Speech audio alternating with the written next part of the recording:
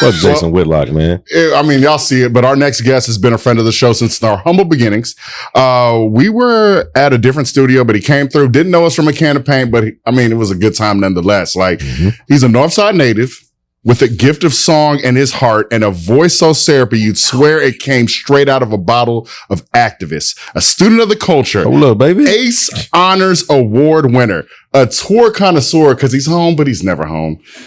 Super entertaining on social media. I got to be honest. Y'all know me. Y'all see my social media. I look up to him.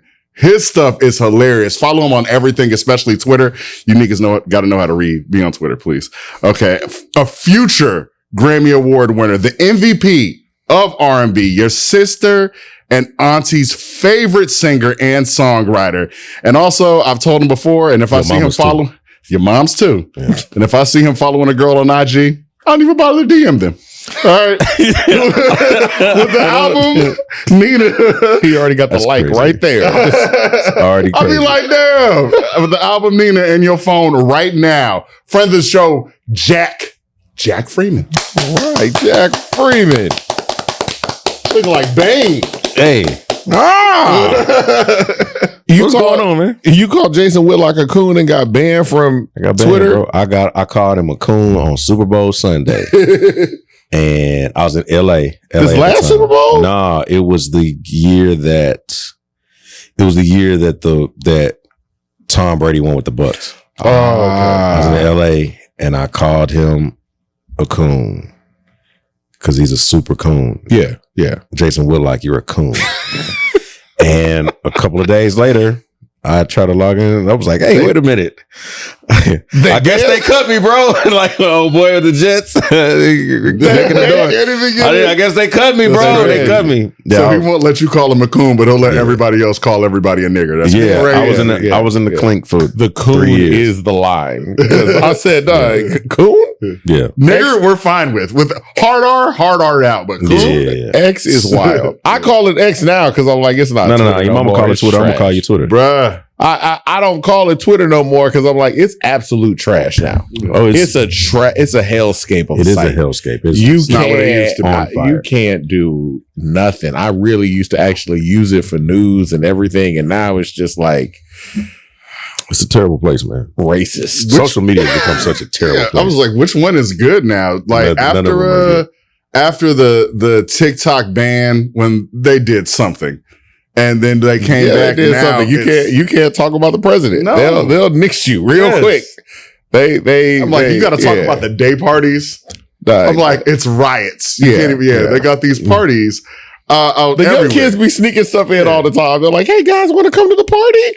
I'm like, oh, y'all are fighting the police. They're doing child porn. Yeah. Child porn. Unalived. I hate unalived. Did you know that the actual Chinese version of TikTok, they don't actually give us? Yeah. I'm sorry, what? There's a version of TikTok that they do in China that, TikTok's a Chinese company. Yes. The guy that created TikTok, the people that see TikTok in China don't get our TikTok. Really? Yeah. They get educational things and like functionality things and like they don't do that. He actually said in an interview that he would never let his child be on TikTok. Yeah. So they give us the ghetto. They give us, you know, when you open up TikTok and you like, sometimes you might accidentally scroll all the way over to that like science tab, like the little, that's the kind of TikTok they would have. That's the beginnings of the TikTok they have. That's the one where we like, I went to the wrong part. And I don't even think it's called TikTok. I think it's called something else. Yeah. Wang Chung. Wow. Wang Chung. I like that shit. I'll be trying to get away from all the stuff because TikTok will feed you some weird stuff. I can't do more than 2 to 5 minutes on TikTok. Really? I just get off. Oh no, because I don't like the app enough. That's not interesting. Like my team is so I think they hate me a little bit because they're like, oh, you got to do content and be on TikTok. Blah, blah. I was like, I hate TikTok so much. You know, you made a post the other day where it was like, hey y'all, Jack Freeman here. I'm making content. I hate making content. So now here I am making content. Yeah. And so it's a new day. It's like that that person on TikTok that was like, Bob Dylan, like back in the day, would be like, hey, y'all, I wrote a song and now I gotta sell it. Yeah. But you just don't want to be a part of the social media. I understand that it's a necessary evil, right? Yeah. I don't enjoy, like, I make music to be a musician. I don't make music to go be a content creator. Like I that's not what I signed up for. If I want to be a content creator, I just be a content creator. Yeah. But now it's like, well, you have to do it. And I understand that there's good ways to like promote your project, and you know, I gotta figure out a way to do that more. And you know, it's not like second nature to me. It's like a thing that I have to like learn, and you know what I'm saying? And so like about a year ago, people was like, well, who makes content? Like, whose pages do you like? Like, whose content do you like? I'm like, nobody's. Like, I'm nobody's. Like, it doesn't. Also, because I think it's just because I feel like I know too much about like the behind the scenes. Yeah. So like when I watch a movie, I want to forget that you're acting, which is why certain actors and certain like directors, I'm like, these movies are terrible because I know you're acting. Yeah. You know what I'm saying? Okay. So when I'm watching people doing content, I'm like, you set your phone up to go get in the bed and get out of the bed. Mm-hmm. Yeah. That's what you did. And people, this is the content that people want to, this is what people want to see. Yeah. This is what you set your phone up to go to the grocery store, and you got this big ass obnoxious tripod in the produce section, and you just picking avocados. And then you went to the parking lot and you put the camera there and you drove off without your phone. Had to drive back. You're not in the hood. You're not in the hood because a nigga will swipe that camera so fast. Like, I know we're all talking about that same black dude. That nigga was at Target. He was at that Target hard. Yeah. But, that guy. I feel like that dude has probably millions of followers now. He does, but it's like, what are we? Because it's like, oh, I'm an influencer. What are you influencing? Yeah, I know. Yeah, like for me. When I see, like, I was just seeing Denzel talk about how, like, you actually had to be good at something to be famous, and you know, good is subjective, I guess, but for me, because he's right. Okay, you got all these people in the room now. What are you saying? There are certain people though. I see, like I think about like the Jordan the Stallion guy that be in the little mirror. Like, hey, look, he's good at what he does. And he does influence me to get stuff. There are people that do it well. So you got a juice in there? But there are a lot of, man, look, let me tell you right now. I know. It's in my cart. Jordan the Stallion convinced me on the juicer. I was like, this is not a bad thing. It's not. But I will say this, there's a balance. Like you bringing up Denzel, he's on this run for highest to lowest. I feel like when I see Spike Lee now, I feel like it's like that Mo Better Blues argument where it's Denzel and Wesley outside arguing. Like, dog, I play the art that the people need to hear, and Wesley's I play what the people want. And I feel like Spike is definitely that Denzel character now. Like, I'm giving y'all the art that y'all should be getting.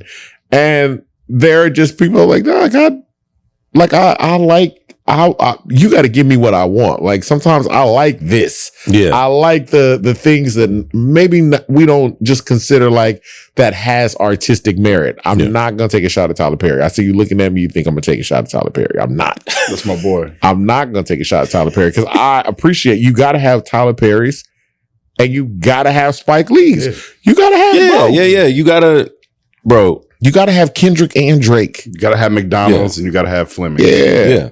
You have to. You definitely have to have the two things. Like they all can like exist, right? And with that too is you got to have both, but also sometimes those people shouldn't be doing the cross. Like you got to have both, but like I don't want McDonald's to do a steak No, I don't. And I don't want Fleming's to do a burger. And it's a Actually, I wouldn't mind if Fleming's did a burger. It's just like, Fleming's probably does have a really good burger. They probably do, but for the sake of the argument, I just throw that out there. But like, I think that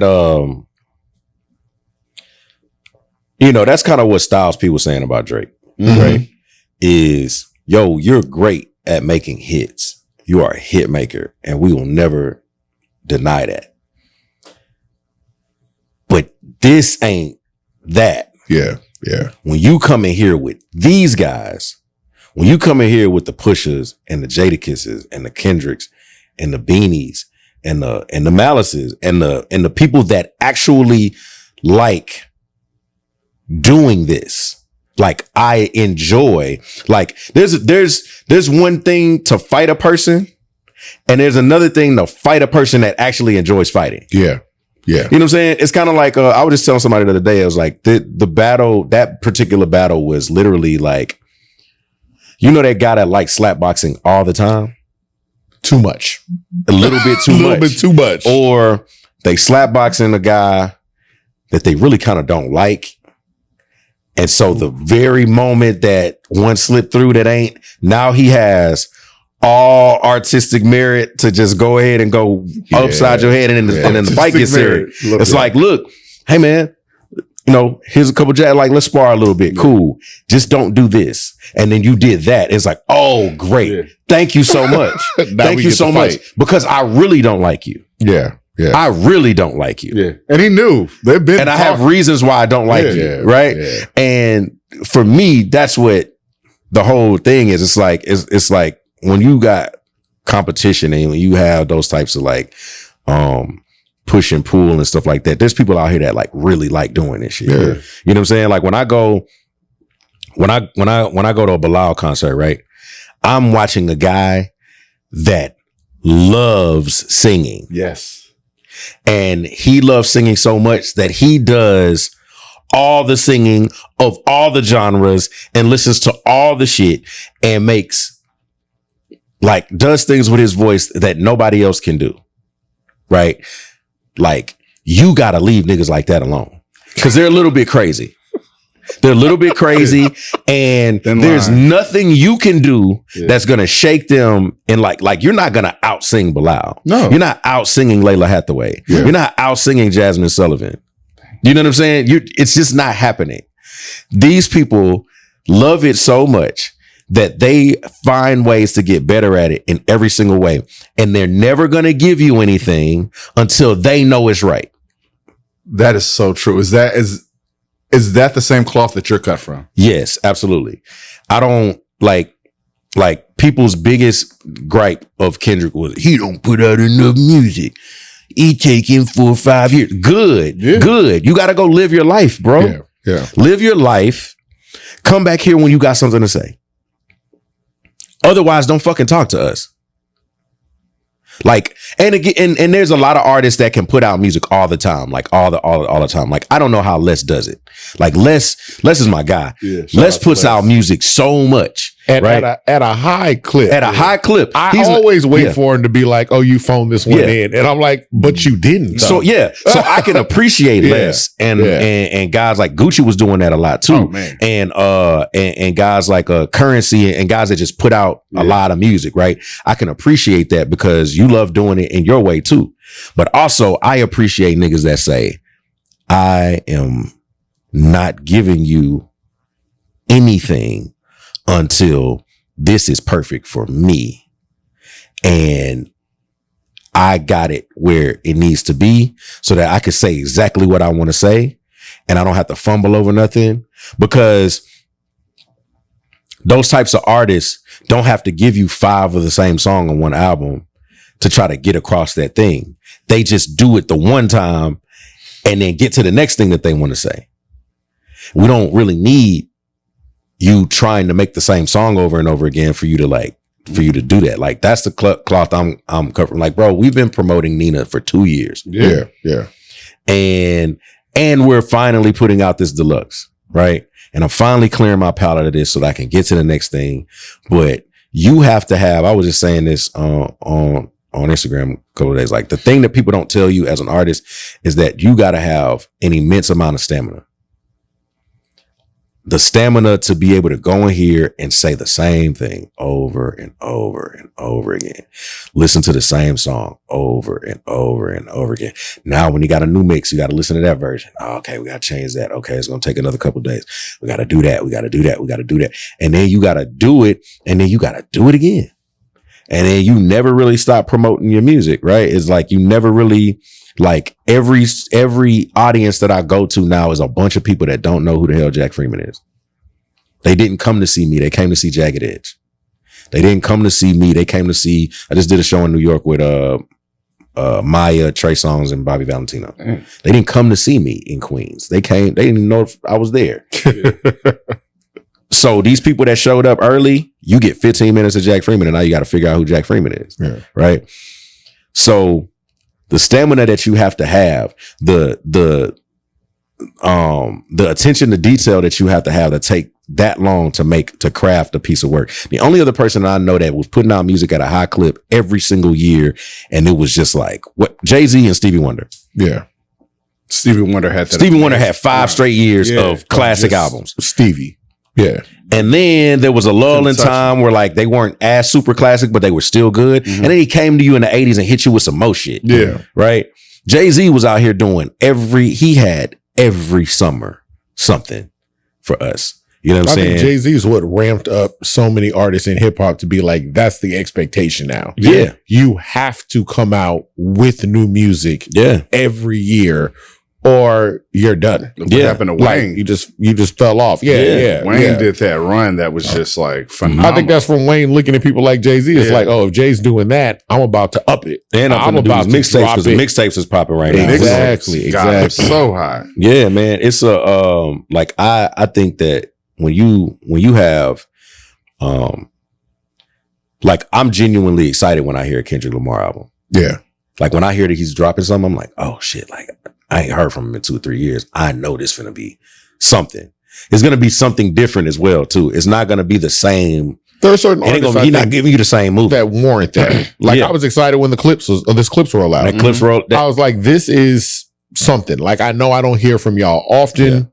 There's going to be something here, and they didn't disappoint. And when they started dropping records, I'm like, these niggas really like this. Yeah. Like, they really enjoy what they do.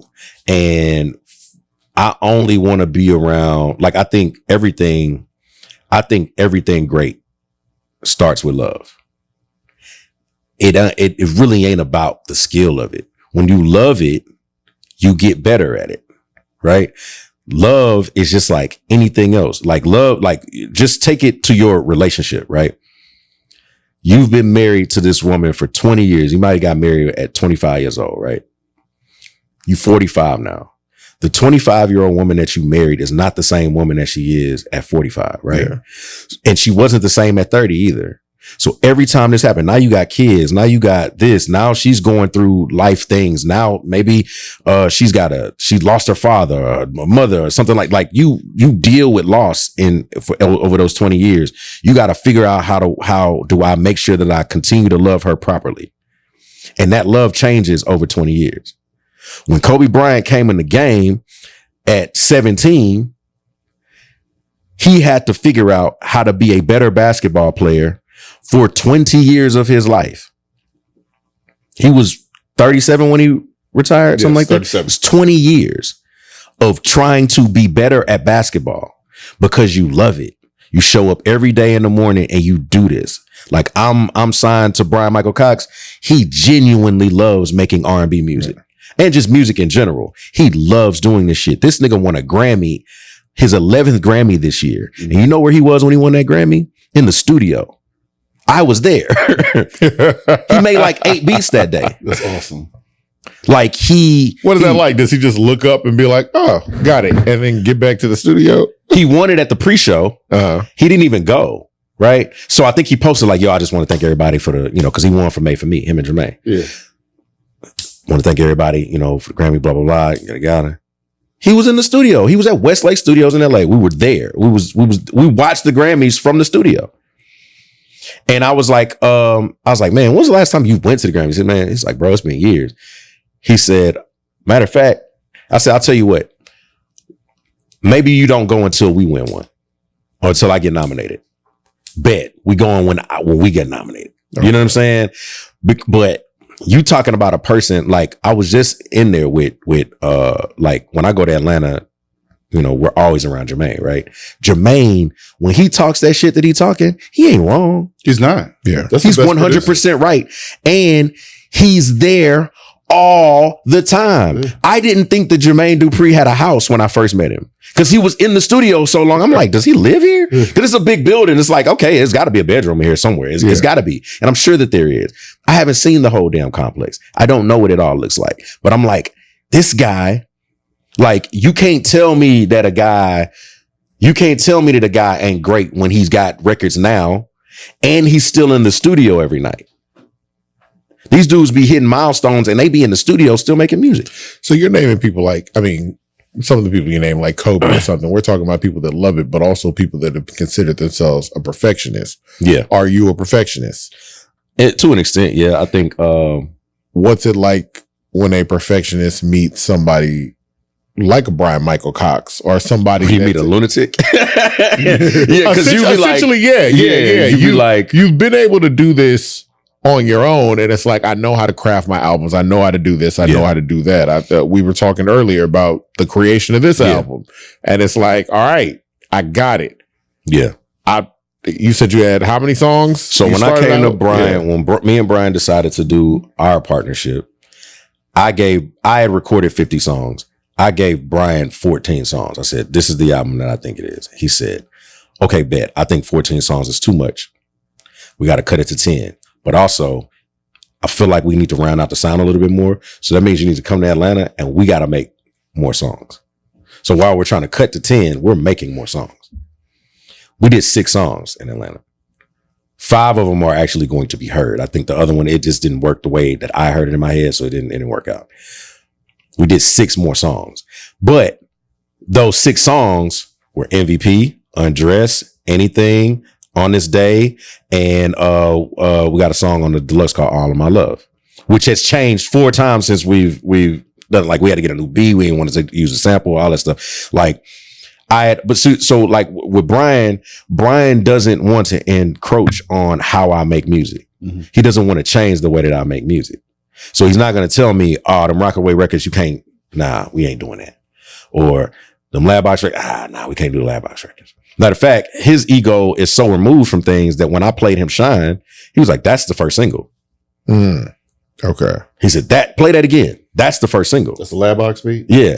And and for a guy like Brian could be like, nah, we gotta go with this Big Cox joint. Like, you know, he could have little bro me, and he wouldn't have been wrong either. It's the records that we do together are great. Yeah.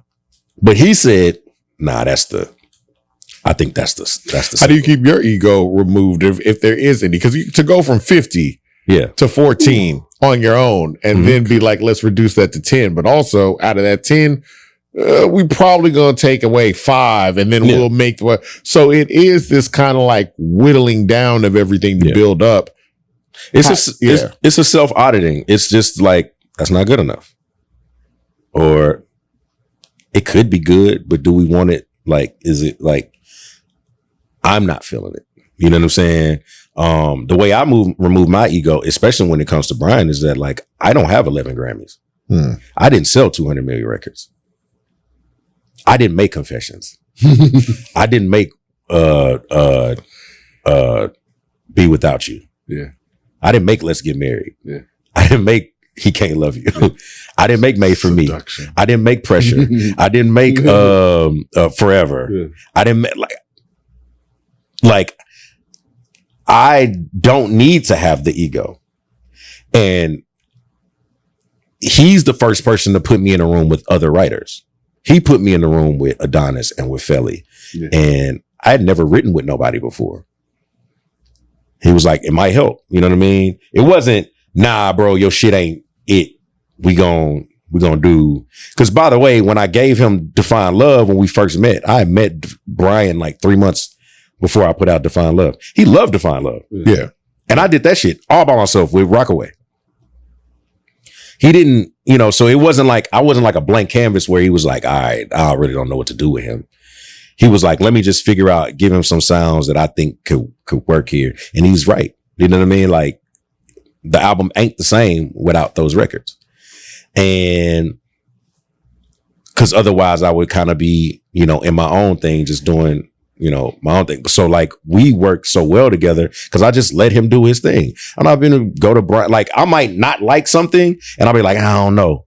But I'm not finna be like, yo, Brian, you need to put drums on, like you need to put, nah, like when he be on live and he's like making a beat on live, you got niggas in the comments, man, this needs some strings. This needs some, nigga, shut up, bro. What do you know? Shut your ass up, bro. Like, what are we talking about? That's like a regular What thing, are we talking about? This is not co-produced with Bryan-Michael Cox. Talking about Brian is working on this particular thing right here.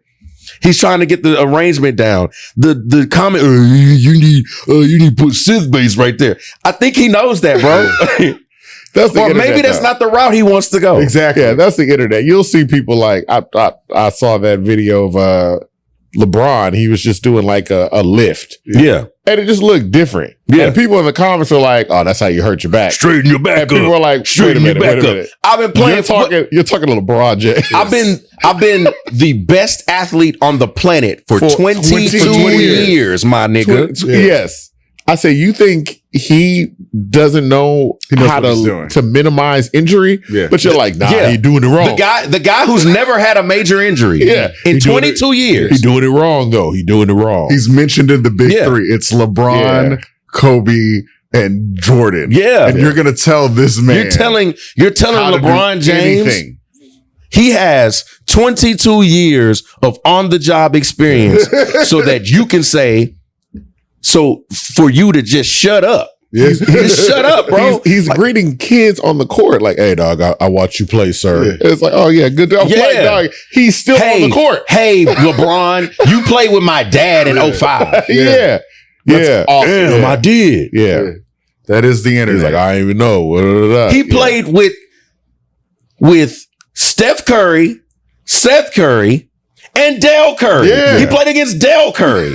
He beat your family. Yeah. He beat your whole lineage. Yeah.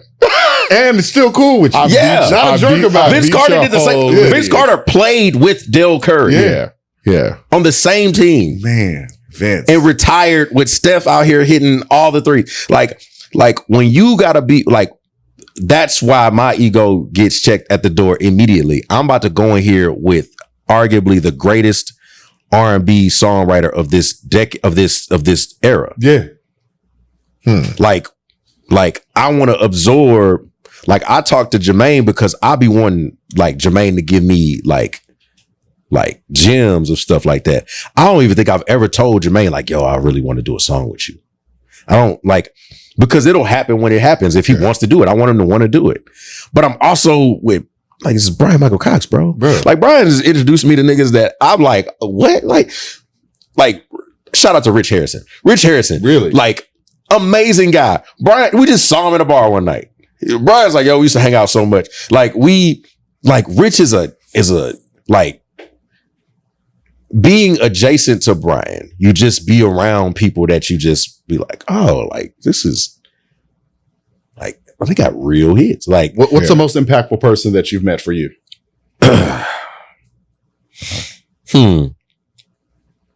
Well, outside of Brian,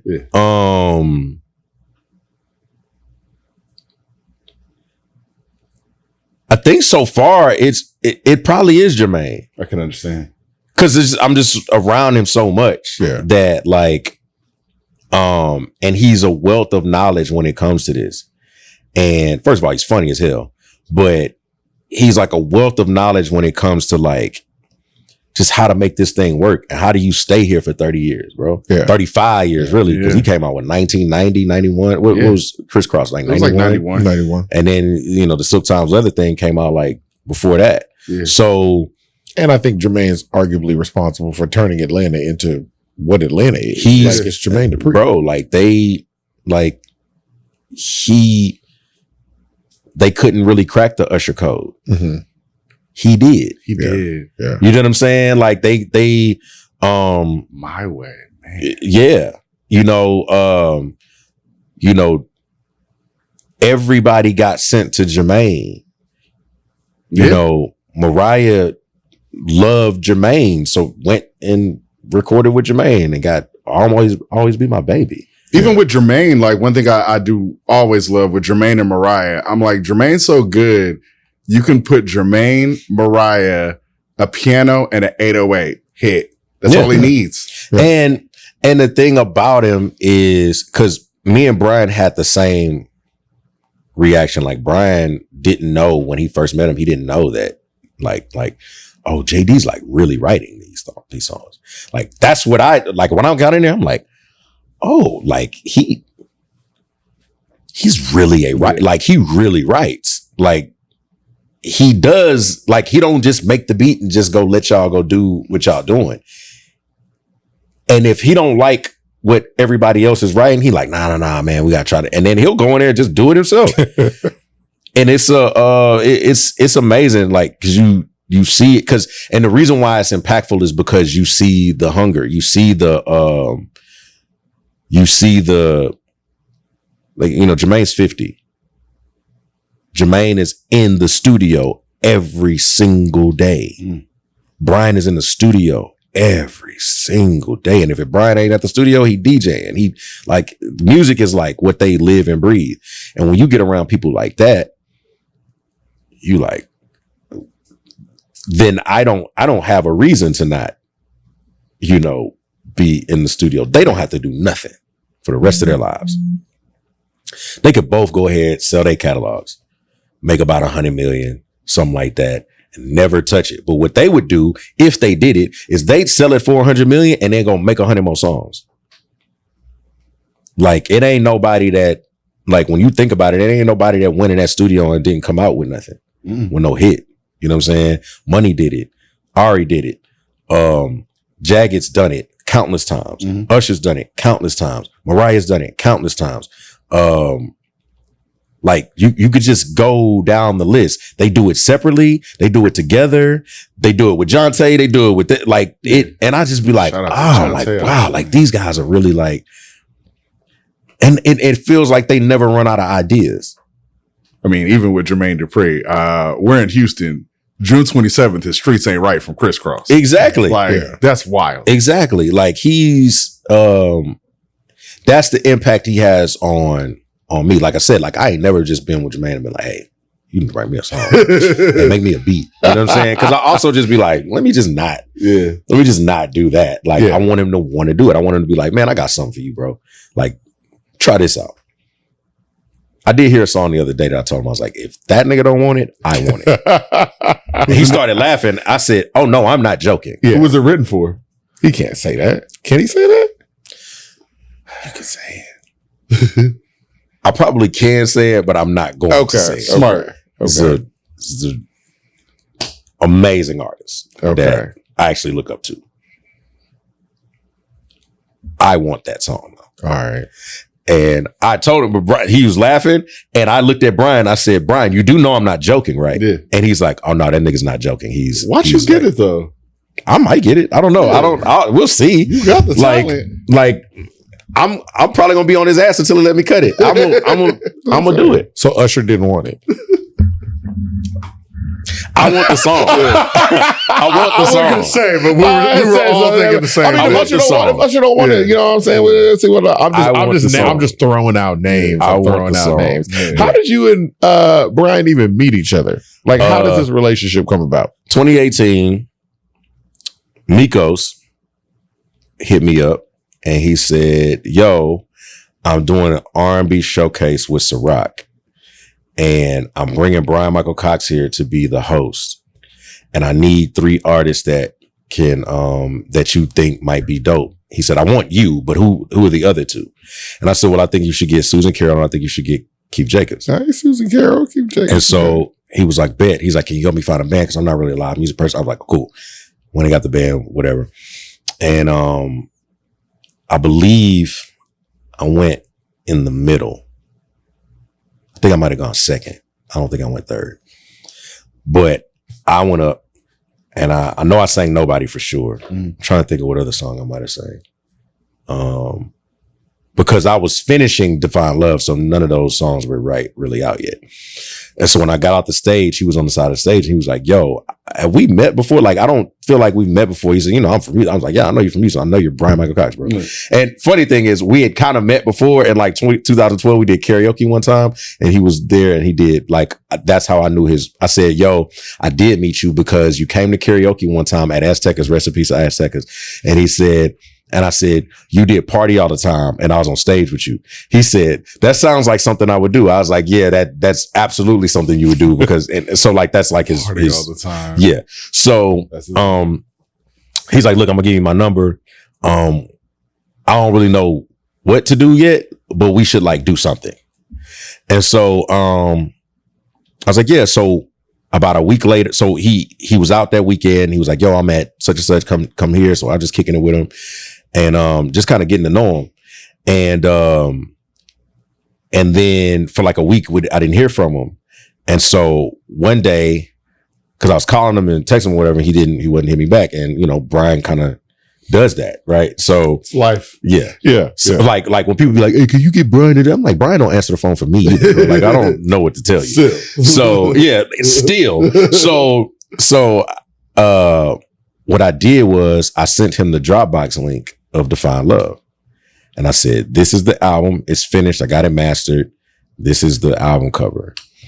And like a couple of hours later, he called me. He was like, yo, I was in the gym and I heard the album. He said, you did all that? Like you wrote all that by yourself? I was like, yeah. He's like, so it's finished. And I think he said later on what I found was that he liked the fact that I didn't need him to make music. Like, it wasn't like I was sitting there like, Mr. Brian, please make a song for me. Like, I had already done this. Like, I was already, and it was good. Yeah. You know what I'm saying? Like, it wasn't like I gave him an album full of bullshit. Was you featured on Joe Budden by that time? That wasn't until 19. Yeah, I'm about to say. Yeah. So he, and so he was like, no, this is fire, bro. Like, what are you doing? I was like, well, I got a show here in Houston for the album. And he was like, yo, I would love to come host that. Can I host that? And I'm like, yeah. And that's how we didn't make music for 3 years. We didn't get in the studio for 3 years. We went during COVID one time. And this was your sold out show, House of Blues, right? Yeah. Okay. Yeah. Okay. The first one. I sold out House of Blues twice. Yeah. By the way. 2 times. 2 times. Look at that. 2 times. You know what I'm saying? So, yeah, so we just became friends. And I think what it was he was like quietly like bringing me into certain rooms and being like, just kind of seeing how I would react. If I'm going to act like I ain't never been nowhere before, or if I'm going to offend everybody, or if I'm going to be just you want to make sure that, because at that point it's like, you got to make sure this nigga not scaring the women. You got to make sure that if I put you in the room with Jermaine, are you going to be an ass? If I put you in this room with the people that I know, like my people, my homies and all that stuff, do you mesh well with them? Do you mesh well with me? You know what I mean? Like, what kind of person are you? Yeah. Cause in the end, when you got them when you have those kind of credentials at that age, it's like, I want to make music with people that I actually like being around. Mm-hmm. You know what I'm saying? Like, what the fuck am I making beats for somebody I don't even like? You know what I mean? Yeah, and so like, I think it was just like, and then at that point in time, he didn't really have an infrastructure for a company. He hadn't started another company yet. He hadn't done, and I think he was a little bit shell shocked. Like he hadn't signed nobody in a long time. I think it had been like 10 years. And, he was like, man, I've always wanted to sign somebody from Houston. And I did sign people from Houston and it just didn't work out. But this seems to be, seems to work that way. So that's kind of how me and Brian met. And me and him just forever connect on like the fact that we love Rick James the way we love Rick James. So like when we see old Rick James clips, we be like, look at this shit, bro. And Michael Jackson, because Michael Jackson's the funniest. He's probably one of the funniest people. Like when you just look at some of the stuff he was doing, you like, oh, Mike's hilarious. Like, so we'll like send that to each other. Be the like, fish. When he did that, the feeding the fish thing is actively hilarious. He's I'm like, God, billiards table. He's hilarious, dog. Him sitting in that tree. Come on up. He's just looking down at everybody. Have you seen the clip of when he closed the grocery store so that he could shop by himself, but he made his cousins work at the grocery store? And he's just talking crazy, like, because he had never really been in a grocery store to shop, so he just did it. Oh my God, that's hilarious. The disguises too, or just hearing about the stories of him being around people in disguises and being like, look at this other person. Have you ever seen Rick James' Lifestyles of the Rich and Famous? No. Now I gotta go watch it. He is hilarious, and I don't think that he was trying to be hilarious. There's a clip of him that you don't even notice. He's cuddling on the couch with like a doll, like a stuffed doll. It's a Rick James doll. It's so funny, dog. Just look it up. It's like 10 minutes of the most insane shit that you could ever see or hear. This nigga said, audacity. I've been a star since I knew I was a star ever since Google Gaga. I was determined. That is like my favorite of all things that Rick James probably could have ever said. That is the funniest thing I've ever heard him say.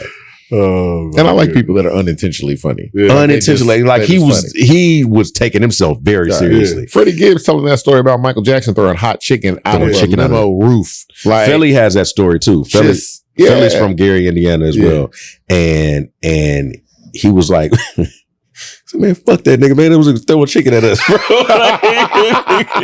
And that's some wild stuff where it's like that. You have to be like Michael Jackson levels of. Yeah.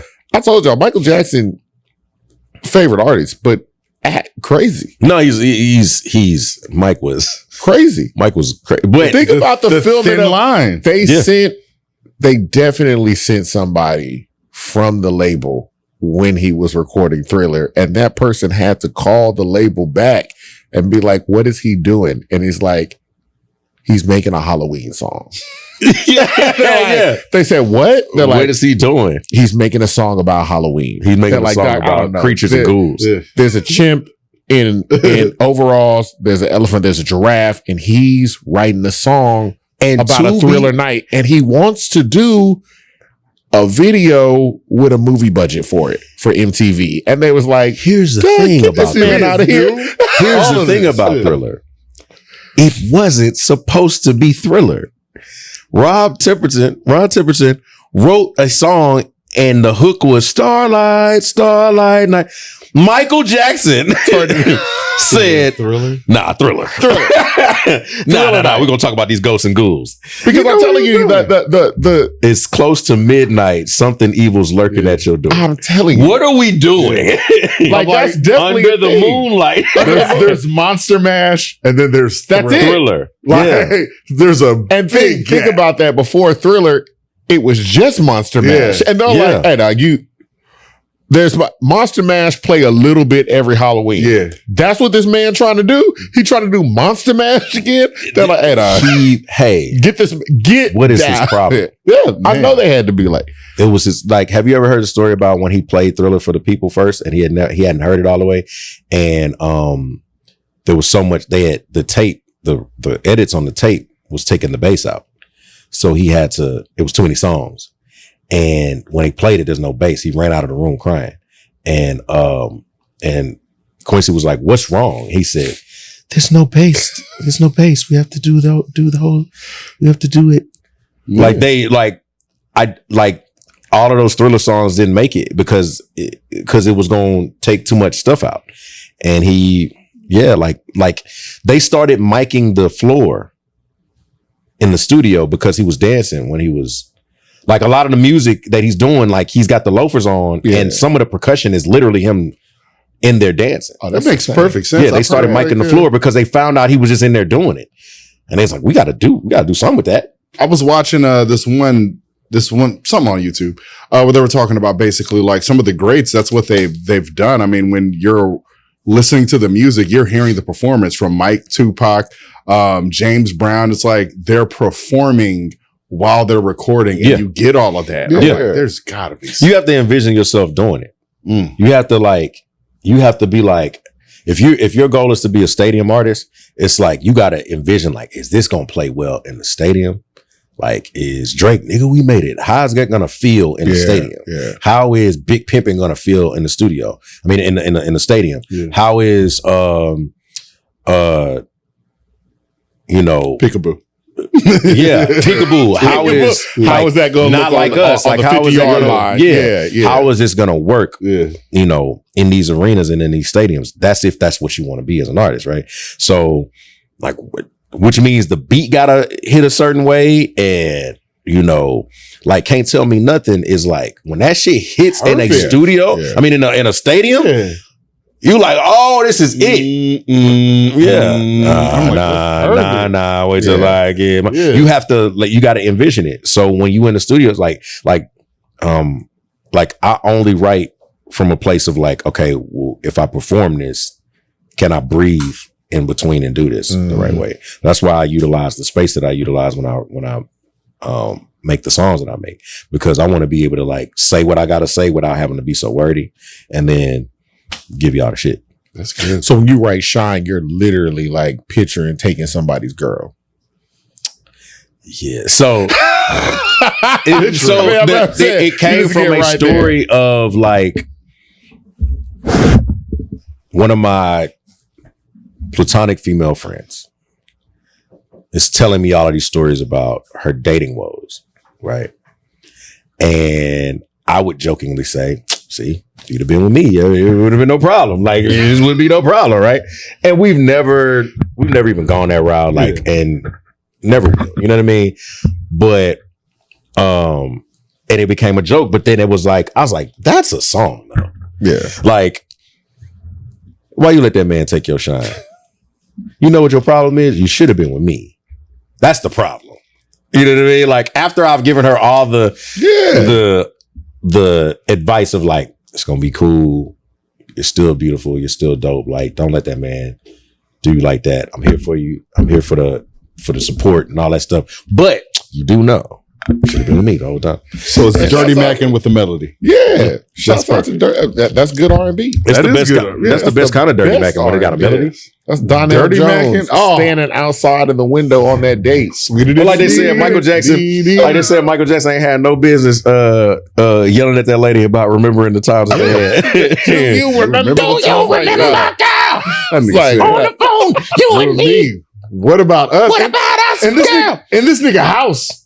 It is Magic Johnson is right there. Yeah. In his home. You in that man's house, yes. Like, with all his servants. Dancing. All his people. This nigga turned into dust. That nigga spun and turned into dust. Glitter. What am I supposed to do with this? Yeah. I'm like, I thought I had it all. My parents used to be doing some wild stuff. Just Mike was crazy. He yelled at that girl on the street and then beat up a car. I was like, yeah. Wow. He did. Turn into a panther. Yeah. Turned into a panther. He turned into a car. He turned into a panther. Yeah. He turned into a robot. He saved the children. Michael Jackson used to be controversial. Remember that Panther thing and then beating up that car? Yeah. They banned him. They did. Yeah, I was like, hey man, you got a little bit too wild. Right quick. He was grabbing your nuts too much. And now we can't get these niggas to stop grabbing their nuts. It's crazy, man. It's crazy. That is insane. So we were talking earlier because you do your tour with Jagged Edge, but I want to go back because you've been on the show a few times. Go back and look at earlier episodes if you want to see a story about, I'm not going to even tell you the full story. I will tell you the end. Somebody comes out of a sewer in the middle of a football field. Go back and look. Go back and look. Yeah. Sewer. Good old El Paso, man. Somebody, it was a Hispanic family. So cue it in. But you went on a tour in Russia. I did. All right. So first of all, talk about how a Russian tour comes about. I had a friend in Dallas who went on tour out there a lot, and he sent the agent my way. And I got called about it in 2019. He's like, we want to do it for spring of 2020. But then a couple of months later, he hit me on like 2 weeks notice. He was like, hey, somebody dropped out of this tour that I had going on, like, and I want to save these dates and I want to save as many of them as possible. Can you be out here in like 2 weeks? And I was like, yeah, I could do that. This is also a testament of like side tangent. Artists, you have to be prepared to say yes all the time. You can't just say yes and then not be ready. When you're prepared, you can always just be like, hell yeah, I can do that. Yeah. Next week, yeah, I could do that. Because that's how the music industry is sometimes, right? People come to you and be like, hey, can you be here tomorrow? And if you can be there tomorrow, you should be there tomorrow. If it's an opportunity that you feel like you can't miss. But you can't think your way out of this. You can't overthink your way out of this shit. You have to be ready all the time. I got on tour with Kenyon Dixon because I ran into him at the BET Awards. And he said, hey, I just DM'd you. And I was like, for real? He's like, yeah, I wanted to know if you wanted to come on tour with me. And I said, that starts in like 2 weeks. And he's like, yeah. I was like, cool. So that's what I did. I went to Russia, never been, went and got my visa, go to Russia. I do the tour. Every night is sold out. I did 4 shows in like 8 days. And it was 3 cities in 2 different countries. Because I did Almaty, Kazakhstan, and I did 2 nights in Russia, and 2 nights in Moscow, and 1 night in Tula. And it was a very condensed version of the shit. As fate would have it, there was no spring tour because COVID hit. Of course not. And every time we tried to, get it going again, something else happened. The last time I had gotten scheduled and the shows was getting booked, a week later, they invaded Ukraine. Oh, that's right. I was getting ready to go. I was getting ready to go out there. You've been a stranger in Moscow. Putin is stopping his shine. Yeah. Another thing Michael Jackson did that was crazy. Yeah. Michael, when he wanted to get away from everyone, he went to Russia and just lived there. Yeah. You know who else used to live in Russia? Roy Jones Jr. Really? What? Roy used to train fighters in Russia. That makes sense, though. They got some pretty good fighters Yeah, there. yeah, yeah. They fight bears. Russia was actually, once you get past the political part of like just communism and all of that, it's like the people there are actually really cool. Like I don't hold it against them, whatever their, political situation is, because they don't really have a lot to say. Yeah. Communism doesn't allow you to like, voting, huh? I'm about to say. Yeah, it's sure you can vote, but it don't matter. It's you know what I mean? About it though, like when you go to different countries or just government period, it's like the government can suck, but the people are cool. The people are great, man. Everywhere. And countries, yeah, we here. I didn't witness a lot of. I'll be like, hey, dog, it's not us. I'm sorry. Yeah, that's it. I think they know it's not us. I asked. They know it's not us. I don't be worried. I asked the lady. I was like, "What's the healthcare situation out there?" And she's like, "What do you mean?" And I said, like, she said, "Oh, like insurance." I said, "Yeah." She said, "If I get sick, I go to the doctor."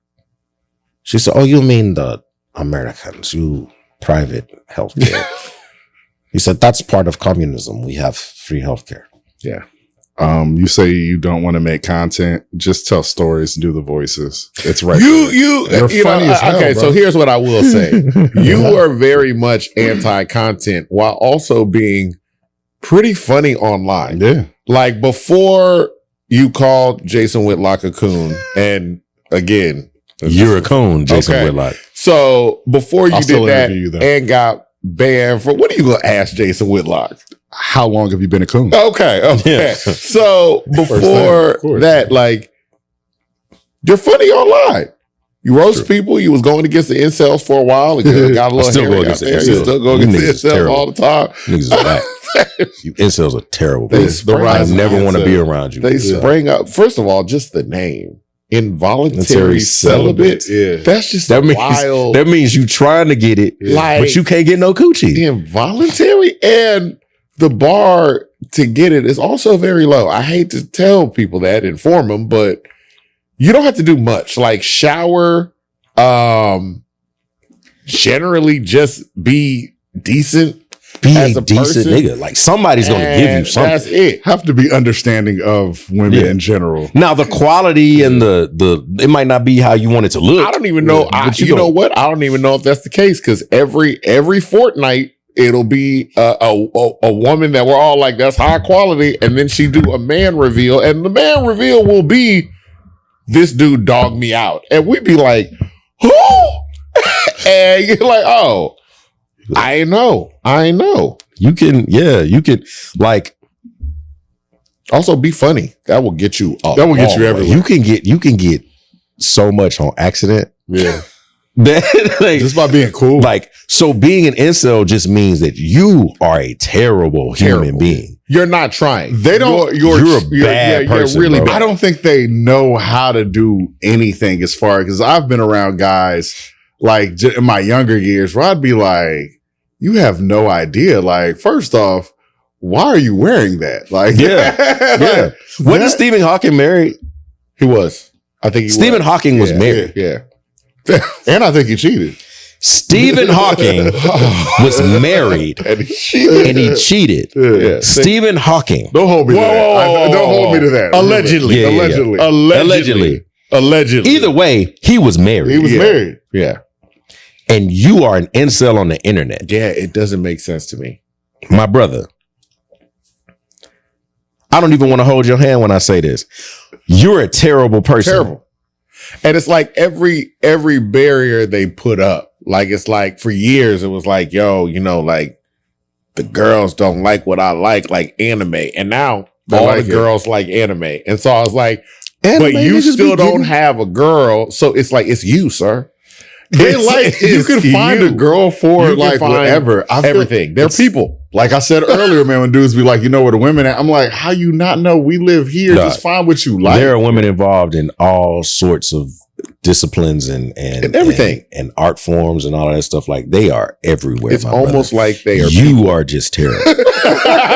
It's almost like they're just people. Yeah. They're It's almost like they- yes, it's almost like they're people. like stuff. Yeah, they And like there's a things. variety of them, and Yeah. you could get out there and find them. They but like you anime. said- And you They can like find the girl. basketball. Yeah. They like football. They like wrestling. They like golf. They Yeah. like wrestling. Yeah. They like. I've met some very pretty wrestling fans. Like As have I. I got very one right pretty now. wrestling. No, you got you Bro. one. Yeah, I see you, boy. Yeah, You know what? That's why I'm quiet. now. Yeah, That's why I'm quiet now. You know, there's that. Like they are everywhere. Yeah. Like a couple of the homies that came to the show, they be like, "Man, you be having them different girls at your show. Like I like this." Yeah. You do have a lot of women at your show. It's R&B. But you also, It's you the appeal to a lot of women. R&B. We see you, you take your shirt off and you be posting. We see you. You know, Yeah. we You here. be out there We doing out here. stuff. It's like you gained like from the first time I met you, it's like you gained like 20 pounds of muscle, dude. Just out there boxing. Yeah. Yeah. I kind of did. Yeah, that's what I thought it was. I kind of exactly. did. It was kind of on accident, but I On did it. accident. How was that accident? How do you accidentally? I just started holding weight more. Even in the last year, like I put on like 15 pounds. Yeah. What are Yeah, you working just out? Or are you just like, I was oh, working out. I okay. just held like I think I just maybe the metabolism slowed down a little bit, Mhm. but I just started holding like I guess it's muscle maturity or something like that. I don't know. I just like when I met y'all, I was probably like running around at like 165 or something Yeah. like that. I'm a good 185, Yeah. almost 190 now, and I'm I'm out here. Really? baby. Okay. Vascular. What you gonna do? Yeah, I'm about to say. What you gonna do? Dude's vascular. Say he was Looking like What a you gonna WWE. do when that boy Jack Freeman runs? What? You got a wrestling name too, Jack Freeman. Jack Freeman I like is I a do. wrestling name. I'll wrestle me a nigga one time, bro. You know what? You You should. Hit up Booker T. There you go. Les. Yeah, Les. Come Yeah. on. Yeah. Hit Les with the knife edge chop. Do you know what I'm Yeah, saying? with a little, Just let me be your manager, dog. Little Def Come on, Jam. man. I just want to. Just let me talk. I just want Jay Cargill to put me in the Boston Oh, my Crab. goodness. I want Jay Cargill to put me in anything. My God. Y'all can Belair fine too. Yeah, Hey, man. I respect Montez too much to where I don't even see it. I look I at see it. it. And I respect you, Montez. Yeah. I see it though. I don't know, man. I see what you're doing there, Montez, he's a pretty big guy. They big dudes, man. Yeah, I feel you, but I see it. I see it. I'm just saying, respectfully, former Marine. You guys are doing a great job. Respect. I'm about to say, Montez not gonna listen to Jack Roshan. He not listening. I wrote shine. No, I just admire I tell the young guys like, yo, like, I don't know what y'all was doing, but y'all should have been running track. Yeah. They're like, oh no. I'm like, dog, y'all like basketball and that's cool. You probably really good at basketball. I get it, but that ain't co-ed. The summer track meets in middle school, high school, all the girls, all of them, man, come on, that is the place. That's worse. We didn't do track, but I did ROTC and he did band. It was the same thing, man. It was the same, and it's co-ed. And if you're and because it helps to be good. When you go to regionals, you go to another city in Texas, right? You go to nationals. Now you're in the country and you watching, you see all the girls from California, you see all the girls from the East Coast and all that stuff. Like everybody. And it was just fun. Like I was running against guys that ended up becoming Olympians and, things like that. Girls, I used to see them girls, they, ended up becoming Olympians. So that was the time. I'm like, y'all niggas went to all boys basketball tournaments? A bus with musty dudes when you could have been with 7 Jade Cargills. That's crazy. What were you like? And no disrespect to basketball players, but I'm just like, Jack, you played football. I did. Okay. I did. Yeah. But I had the balance. You had the balance. You like, hey, on the off season. Because one thing I didn't do was 7-on-7 in the summertime because I was running track. Okay. Yeah. I was running. Basketball has changed though, where it's like basketball and football, where they're like, okay, these are not year-round sports. Yeah, you gotta have money for basketball now. Oh yeah, like it used to be just like it's a kid on a court in the middle of a thing. Now they're like, nah, you got to get to this camp. You got to get this camp. You got to get this trainer. You got to get this tournament all day. It's crazy. That's everything now. It's crazy. So we talked about the Russian tour. No, we didn't really talk about the Russian tour. Well, you hit these cities in Russia. You're touring with an audience of. You're talking about the fact that it's, you go on tour and it's like, I got 15 minutes to convince people that, this is it. Yeah. Now, you take like a Russian tour, you've got that time to also convince people that might not even be speaking the same language. Funny story. I'm performing in a botanical garden in Russia. There's this big greenhouse. They didn't put these chairs out there. They got a stage. And, my girl Anna that was telling me about the healthcare situation, she was like, she comes in the dressing room, she goes, you sold a lot of tickets, Jack. And I said, really? She said, yeah. I said, well, how many does it hold? She's like about 300. And I said, I was like, we sold 300 tickets. Like, we sold it out. She's like, no, you sold 450 tickets. They have to put chairs along the walls. People are on the walls. And I said, well, that's good, right? Like, I mean, like, I'm sure enough artists have come out here and done that, right? No, Jack, we did no. We've never done that before. I was like, dope. I come out, this like roar of like, I'm like, oh shit. So I'm performing. And at this point, it's my second show there. Yeah. So I'm learning that their etiquette, like I'm still trying to figure out what the etiquette is because they're not saying anything while you perform. But when you're done, it's this roar. It's almost like the opera. So it's kind of like when you watch a boxing match or a wrestling match in Japan. I was thinking, and they don't say nothing until like they go, whoa, and everybody's like clapping or whatever. They go, whoa, yeah. And so we've been real racist. I'm sorry. I want to come to Japan at some point, and I really I did it too. My bad. Whoa, yeah, and and so everybody in Russia's like, great job, and they roaring, right? So then I go, I don't know how much of my English they really understood, but I'm like, so my next song, and I hear a guy go, Cold Blooded. That's the song. Ooh. And I looked and I said, who said that? And he goes, it's like on the 4th, 5th row. I'm like, I'm going to get to that song, but I'm not doing it yet. He's like, it's okay. And finally, when I got to I used to do slow dance a lot too. So when I did slow dance, these people started getting up in the back and they was doing their whole, like, whatever. And I was like, man, this is insane.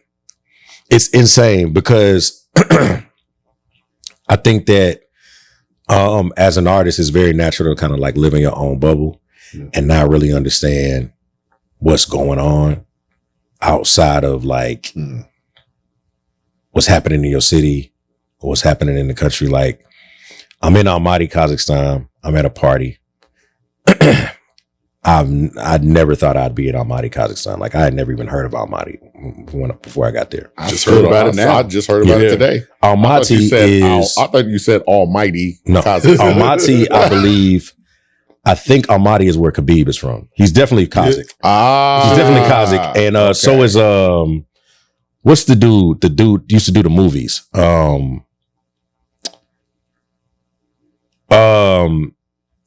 The white guy that used to do the prank show. I don't know why I keep wanting to call this man Norbert. His name is not Norbert. It's Borat. Borat. Borat. Yes. Oh, yeah, Borat's from Kazakhstan. Okay. And so Steve. So I'm at this party, and I'm still kind of confused because I've only been there like 12 hours, and I had just flown in, and I'm just like there. And it's 1:00 in the morning, but it's like 1:00 p.m. here. So I'm like, I'm jet lagged. I'm all over the place. And I'm in this place where there's a ton of like Eastern European and Asian mixed people. And they're just all over the place. And they play Pharoah Monch, Simon Says at 1:00 in the morning. And they're breakdancing. Oh, that's real. They stopped the party and did a full-on like rap concert. These niggas was rapping in Kazakh. And these people just rocking with it, right? Yeah. This age, and I saw one black girl, right? See one black girl, and I'm with this guy. And I say, yo, is that black girl over there? Is it? He's like, oh, I don't even remember her name. She's like, I introduce you. We're the only two black people in here. And he spoke to her, and I said, how you doing? I just want to introduce myself because I've been here for probably 2 days now, and I haven't seen a black person yet. And she didn't understand a single word. But this is how life is. So she's like, yes. Okay, thank you. That was cool, I guess. So she starts talking to other people, and I'm like, kind of like on the side, like not understanding what anybody's saying. This Asian guy walks up to me and he goes, hey, love your swag, bro. Where are you from? I said, I'm from Houston, Texas. And I said, have you ever heard of Houston? Houston? Oh my God. I love Chameleonaire. Of course. I said, what? He said, in Paul Wall, in the Slim Thug, and Mike Jones, Swisher House. Do you know them? I said, yeah. They're on my phone. I said, yeah. I said, I'm on Slim Thug's like last time. No way, bro. Yeah. I pulled it out. That was when he did The World Is Yours, I think. Yeah. I was like, yeah, Boss Talk. That's me. No way, bro. That's crazy. Can I have a picture with you? The black girl didn't understand a word that came out of my mouth. This woman. And so that's when I was like, I don't even know if these people even know that they are loved that much out there. Mm-hmm. Like that people just really rock with them like that. And it was it also kind of gave me like y'all niggas really can't tell me nothing. Like I went to a foreign country that nobody really goes to. No. And sold out 4 shows. Mm-hmm. Doing my thing. Not we doing a whole cover show or we not. I came out there, I did it. And my meet and greets, everybody was, because I did, the meet and greets for me were just free. I was like, look, I'm just going to stand on the side of the stage. If you guys want to meet me, and these people are thanking me for being on stage and thanking me for doing what I was doing. And like, I still got fans like out there that's like it's you really like I harp on this all the time. It's like, you really don't understand how much people really are going to appreciate your music if you don't put it out. Yeah. And if you don't say yes to stuff. Dropping gems, man. Like if you don't say yes, like I could have gone on like, no, that Jagged Edge wasn't gonna have no opener. How did that happen? Brian, he's like, yo, y'all going on tour, man. Like, want to get Jack on there? Can we get Jack on there? And they was like, absolutely. Because we had done the Undress remix, and one of the twins, Brian, I used to see him all the time when I go to Atlanta. I used to see him all the time. And so we didn't actually officially meet the whole group until they came to the rodeo. Mm-hmm. I hadn't met Wingo and Kyle yet. And you know, they were like, Brandon might remember meeting you, but he probably won't because he had the car accident. So like, you just gotta bear with him. Yeah. But yeah, we went, and I was like, yeah, let's go. And I like, why wouldn't I want to go on tour with Jagged Edge? Of course. You know, so getting to their fan base was really cool, and just picking up those followers. Like, I had never performed in Jacksonville. I had never performed in St. Louis, and you know, I had done DC before, and I've done Dallas, but yeah, it was such a good time, man. It was a good time. What's your favorite U.S. city to perform in? DC. What makes DC so lit? Man, you know, they just love R&B music in DC, man. The women are beautiful. The people are beautiful. They just genuinely love R&B music. They not stale face looking at you like, who is this nigga? You know what I mean? Like, because there's certain cities that they'll do that. Like, they just. Yeah, you're from one. Yeah. I wasn't going to say, boy, they got love for him here. No, but Houston is a difficult city to perform in because of people. I mean, honestly, like myself, we go to concerts and we stare. The crowds are volatile, man. The crowd can just be like, they don't really. And enjoy it. Some people will enjoy it and still be like, I'm not going to raise my hand. Find a way to hate. Yeah. Like, it's like that was one of the things that was different about going to Eastern Europe, was that like they genuinely appreciate it and they showed it to you in a way that you could tangibly feel. Sometimes in some American cities, it's like, man, like, do y'all like this, or do y'all not like, do y'all want me to leave? Like, what's going on? Like, you really be. And so I had to learn how to just not care. Cause I'm like, y'all might not know me yet. Y'all not finna sit up here and tell me I'm whacked up. Yeah. Like, I'm not whack. For a fan base, I've been like, yo, let me try to be more appreciative and really show it. Cause it's like, the more you do that, the more the artists will respond to that. Cause I'm like, oh yeah, I guess you are up here responding to nothing. Yes. Cause we feed off the energy. Yeah. Like, I was just saying that on Twitter the other day. Artists don't make music for a bunch of music critics. You're not music critics, you're fans. Yeah. Like, what the record sold don't make no difference if you like the song. Do you like the song or not? Yeah. I understand. I agree with that. It's you worried about the charts, you don't even understand how to read the charts. Yeah. Nitpicking. You worried about what this sold in the first week or whatever. Did you only did 11K? Yeah. Like, did you like the song? It's a good album. Yeah. Do you like the song? Do you like the record? Are you worried about whether or not people are going to make fun of you because you like Tyler, the Creator? Yeah. Like, who cares? That's my favorite album of the year. Yeah. Like, do you like the music? We make the music for people that like music. Not so that you can be on your Twitter or on your Instagram or on your TikTok talk about, well, this song is sold this much, blah, blah, blah. Shut up. Do you like the music? Do you enjoy the music? Do you enjoy things? Yeah. You know what I'm saying? Weird. Like basketball players don't play for a bunch of coaches. Imagine playing for 15,000 Stephen A. Smiths. Oh my God. Nobody want to do that. But I feel like that's where we're at. Like, I think it's adjusting. Yeah. I think it is adjusting because now you're starting to see people be like, you know what? I just like it. Yeah. Like, I don't have to sit up here and explain myself, but that's in like in people, sports and music and everything. And movies, it's just like people. throwing out numbers constantly. And I'm like, did you like this? Do you like this stuff? Everybody would, with like even like most recently is like the Cardi B record.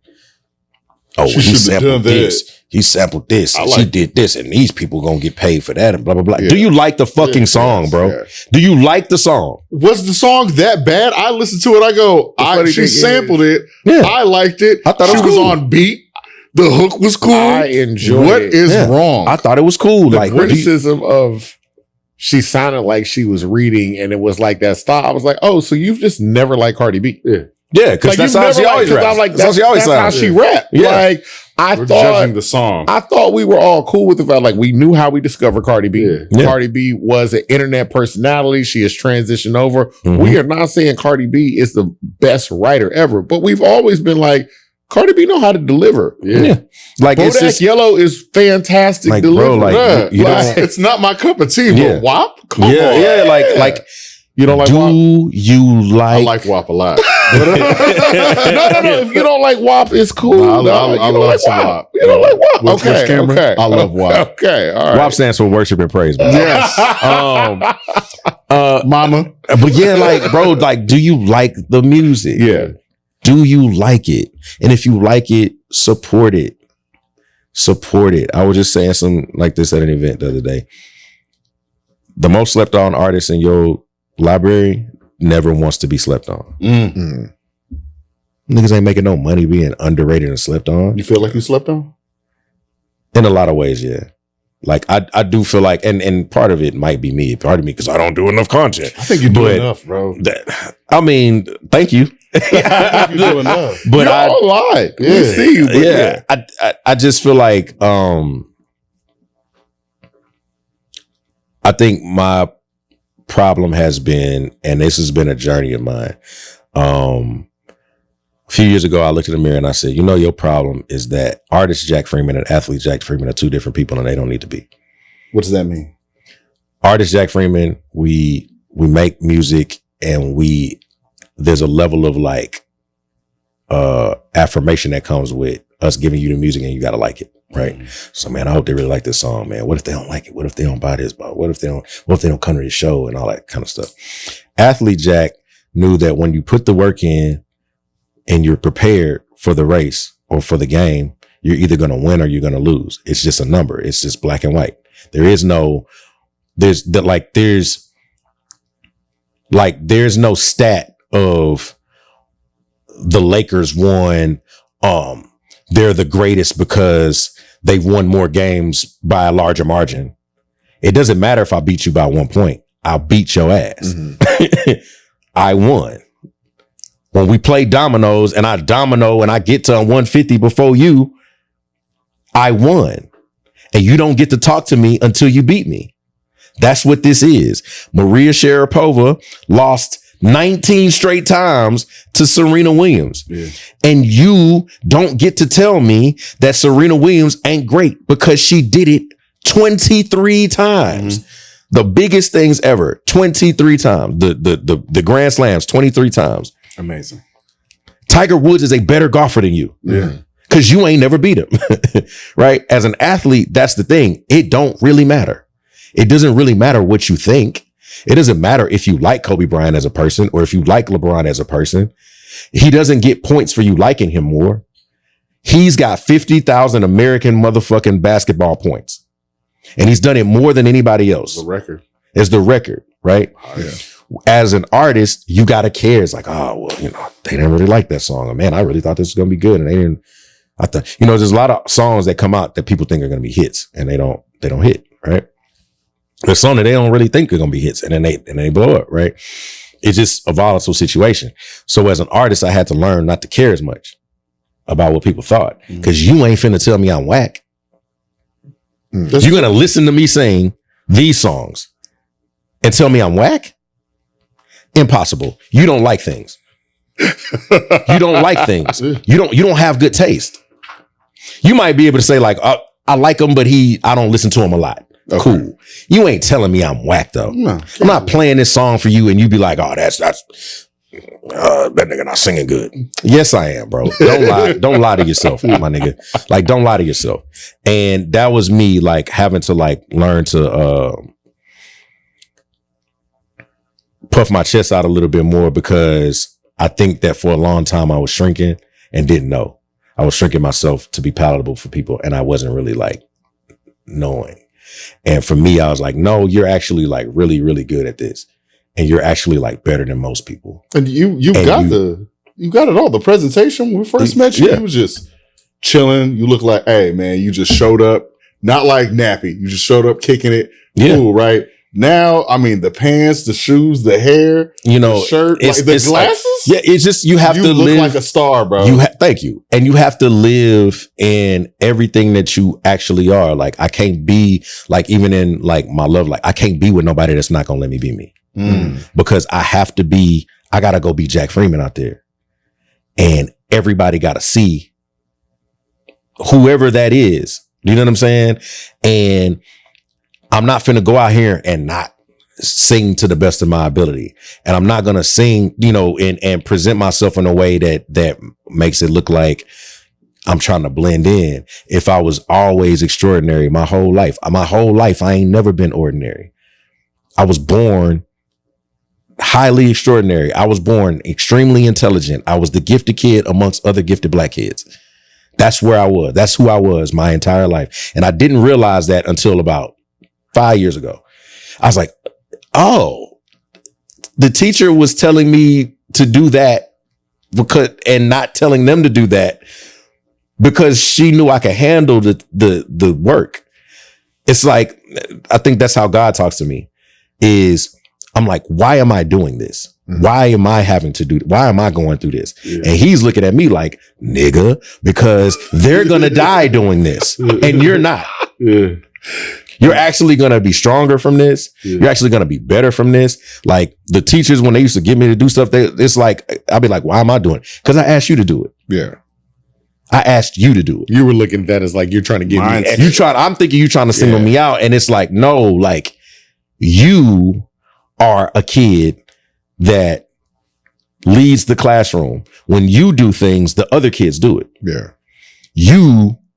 And so from there, I've always just been extraordinary. I'm not a normal person. I wasn't a normal athlete. I wasn't I'm not a normal singer. I don't read music. I didn't go to school for music. I just said I could do that, and I just did it. You know what I mean? Like, I'm tired of having to explain that to niggas. I'm tired of having to explain, like, that I'm great because I'm just fucking great. Talk that shit, Jack. Like, I'm like, and because the reason why you want me to explain it is so that you can palate, you can swallow it and you can digest it. Nah, nigga, you gotta just choke. Cause I don't have it in me to keep trying to explain to you why I think nigga, hit play. Put me on the stage with anybody that you got out there and see if I don't come out unscathed. Every single time. Everything that they've thrown at me, I've not only slam dunked that motherfucker, but I've created another opportunity for myself. Mm-hmm. And every time that I've been in the dark room and there was depression going on and there was shit that I had to, like, deal with in my life, like, depression, I always tell people, like, depression is like a dark room, right? And I'm not going to go too far into, like, what depression is, my down times, right? But I've had those times. Mm-hmm. Depression is like a dark room and there's one door. And it's pitch black in that door. And ain't nobody telling you, go right to get to the door. Go left to get to the door. You're going to walk in here and there's all of this equipment in here. You're going to knock over this camera. You're going to run into this wall. You're going to stub your toe on that chair. You're going to knock this computer over. It's black, black, black, black, black. And you finally get to the door handle, however long it takes you. And when you open that door, the light comes in and you're like, damn, bro, like, it's like you went to the movies and you come out in the middle of the day and it's like, damn, like, it's so much light. Every time that door and that room was closed and I had to get to that door, the only nigga that got me out of there was me. The only person that ever got me out of there was me and God. So can't nobody ever tell me that, like I could be slept on for however long. but you're not going to be able to sleep on this for very long. Yeah. Wake up. You're not going to be able, you're going to figure it out. Brian figured it out. Yeah. Everybody is going to figure it out. All you niggas that played us, that played me and Brian. Oh, it ain't got enough numbers to dump, blah, blah, blah. You going to figure it out. Everybody that ever said no, and I'm saying this because Brian don't say it. Brian don't beat it because that's not his thing. You niggas going to figure it out though. Bryan-Michael Cox is one of the greatest songwriters and producers of our time. And he's from right here in Houston. And there was niggas in this city that didn't want to play our records. Yeah. You don't want to play our records. Yeah. He came to the city and came and got the coldest nigga in the city. And I can go to Atlanta and Atlanta rocking with me. I went to Atlanta. They like, yo, they playing the shit out of this record. Like, we've talked about this before, like multiple times, because we talk about the building of the entertainment infrastructure here in Houston, all these kind of things. But talk about your feelings on just that. The idea of you've been crisscrossing back and forth between here and Atlanta. From just our conversations, it has been, I'm not going to say easy, but it has been just more fluid. Every time you go out to Atlanta, it's like, hey, I was able to do this, and then you come back here and it's like, we are working over here to build out stuff to do it. So it's like, I go to Atlanta, this stuff is available. I come back here with Bryan-Michael Cox, who is from here. Yeah. Who is from here. But it's like, when we do stuff, it has to be built here. Yeah. Yeah. I'm steadily having to create things that don't exist, that didn't exist here before. So for me, when I do the show at House of Blues, it's like, okay, I'm not going to get a promoter to do this. I'm going to just go to House of Blues and see if we can get it done. And they'll do it for me. You know what I mean? Like those people that were there, shout out to Ronald Owens. He was really helpful, at that time. So you got to utilize your relationships in a way. And then you also got to cause those people, those DJs and those promoters and all of them, they have relationships with other people, but you also got to remember oh, this is kind of different over here. Oh, he's not really of this, if that makes sense. Like what he's trying to do or what he's attempting to do is beyond the scope of what everybody's just trying. I don't want to be the best R&B singer in Houston. I feel like I'm that already, but that's not my goal. Kobe wasn't trying to be the best basketball player in Philly. LeBron wasn't trying to be the best basketball player in Akron, Ohio. I'm trying to be the best ever. I'm trying to be able to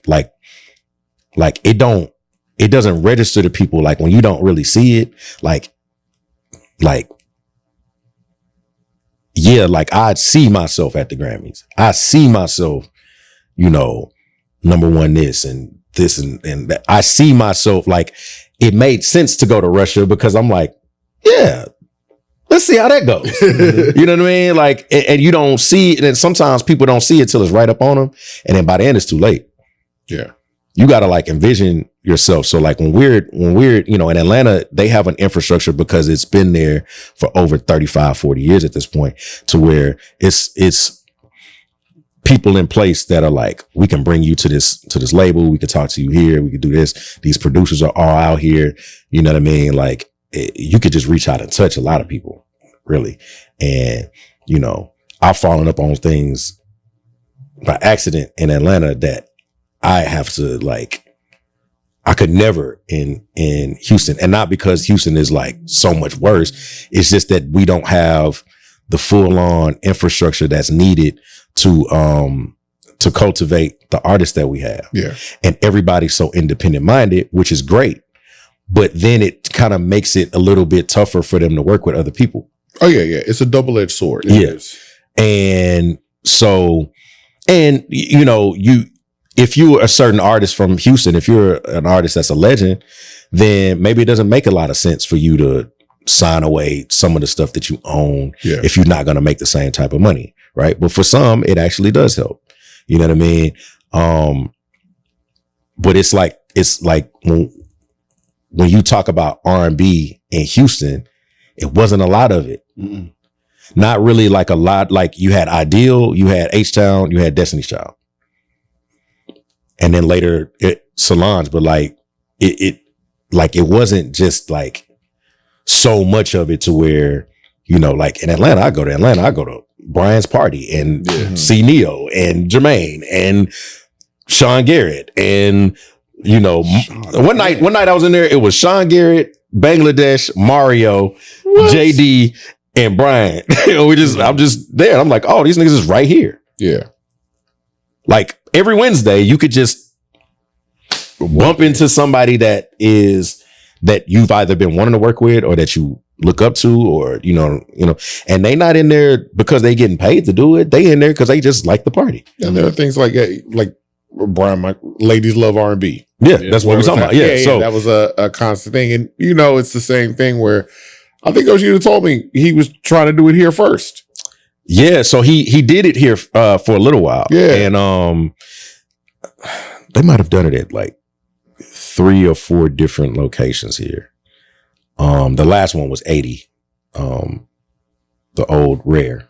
Yeah, that lasted a few months, and then they had to close they had to shut the building down. But yeah, every Wednesday they got the hottest R&B party in the country, like to the point where other people are doing R&B parties because this works. Mm-hmm, mm-hmm. And again, that's another testament of the people that I'm around really love doing this. They want to play it. They want to hear it all night long at the club. They want to go make it. They want to talk about it. They want to do it. They live and breathe R&B music. And, you know, it's an amazing party. They're about to start traveling with it. Did a deal with Live Nation that they're doing. So it's like they're about to do theaters and stuff like that. And then continue to do the Wednesday nights. Yeah. So, yeah, like it's just it's tougher to really, like, you got to fight and scramble for things in Houston that I kind of don't have to do too much of in Atlanta. Mm-hmm. And in LA, I could just kind of get it done in LA. But, you know, I wish that we had the infrastructure. You know, I always say Babyface and L.A. Reid and Pebbles could have just said, hey, let's go to Houston. And we probably are Atlanta. Well, I think that's the thing that I always tell people gives the city like a saving grace, at least for me, because people will say like, oh, you know, Los Angeles, New York, and Atlanta. But I was like, if you're of a certain age, you know, at one point, nobody said Atlanta. Nobody. Right. Nobody said Atlanta at one point. And I do feel like you got Jermaine Dupri and Babyface and L.A. Reid. And it's like, it starts with them. Yeah. And then it branches out. And now it's just like, oh, it's Atlanta. And, you know, you fast forward and it's like, Tyler Perry has a movie studio there. Like, you know what I mean? Like, I'm like, that all comes from. It just becomes the Black Hollywood. It's like a guy wanted to put some kids out with their clothes backwards. Yeah. Like, it shows like it's a testament to hip hop. It's a testament to like Black culture. It's a testament to entrepreneurship. And Houston just has that spirit. It just is like, it'd be like right there. Yeah, it'd be like right there. It'd be almost there, and that's why you got to respect people like JD a lot more than people do. Yeah, because like he created something where there was really nothing at that moment. You know what I mean? Like he's before Outkast. Yeah, you know what I mean? Yeah, before the face. Yeah, like he's before and gives them the freedom to be like, hey, dog. Let's just start recording in my basement. Yeah. We got these two here and we got us. And it's like, they become a major powerhouse because they saw Jermaine do it. They saw, And he can do things now, fast forwarding now to this Magic City album, where he's like, I just want to do records with people in Atlanta that I've never really gotten to do records with, and people that I have done records with, but I just want to, you know what I mean? Because everybody likes Jermaine. Yeah. You know what I mean? It ain't no like he never was on this, like him and Brian have never been in the mix of like, ah man, it's beef with them, so we on this side. Like it's just not that. It's like, it's not like a, you know what I mean? Like they were firmly, they had no business in the Gucci and Jeezy thing. It's like, hey man, y'all do your thing. You know the what I only mean? beef I ever see, and it's not beef. It's always somebody takes a clip of Jermaine Dupri saying, "I am a fantastic producer." Yeah, and you're like, "I'll be doing it for real." Yeah, and most of the time, people go, I mean, he's not wrong. Yeah, he ain't wrong. He ain't wrong because you gotta wrong. Yeah, because it's always funny. Just like, there was one guy who says he's wrong. It was Dre. Yeah, but again, I write my music. Dre doesn't write his music. Yeah, that's all he said. Yeah, and then they like niggas lost their mind. He says very specific things. Where you like once you get past your feelings of it, you're like, he was right. Yeah, I mean, he's the best. Yeah, it the GOAT. You really gotta like with him and Brian, you have to like really if again, Brian doesn't say outwardly, yo, I'm the best. Right? Like he leave that for Jermaine to say, but he doesn't say he don't puff his chest out, he don't beat his chest, he don't stand on the table. And but when you look at the catalog, when you look at, would you say 200 million? It's like 200 million records, bro. Like he's, you know what I mean? Like who does that? We talking about Destiny's Child. We're talking about Aaliyah. Yeah. We're talking about Jagged, Usher. We're talking Mary, Lil Mo. Oh my God. You know, again, Money. Ari, I'm sorry. Just LMA. You know what I mean? Like we just we Division, both of them.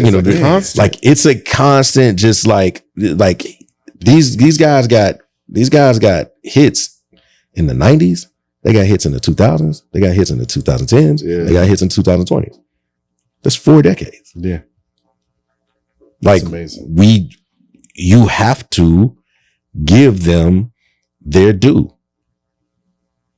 They go down. They've been doing the same work in the same studio for the last 20. The studio that Jermaine owns, by the way. Like we not like when they say things, they're not wrong. You just don't like the way it might have been delivered, or you just might not like he put it in your face like that. Do they give you advice on patience?